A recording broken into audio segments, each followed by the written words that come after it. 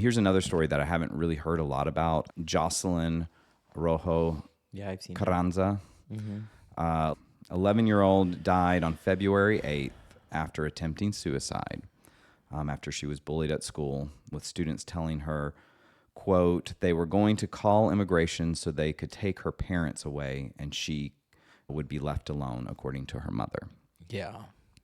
That hits hard. Like, even thinking about it and like seeing her pictures, like that, when I saw it, it made me very emotional. I'm getting emotional right now just like thinking of her, because she just looked like one of the sweetest little girls ever, and her energy seems so beautiful and like powerful in all her videos.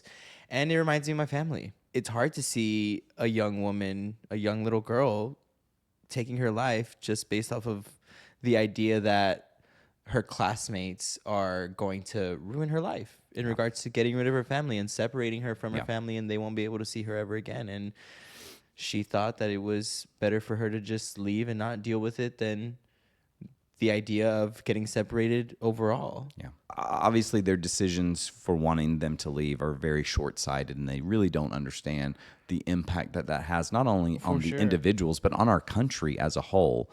There's all these layers involved with that, but they certainly aren't thinking about the individual people and the children who are involved, the children who we don't even know what this family status actually is. At all.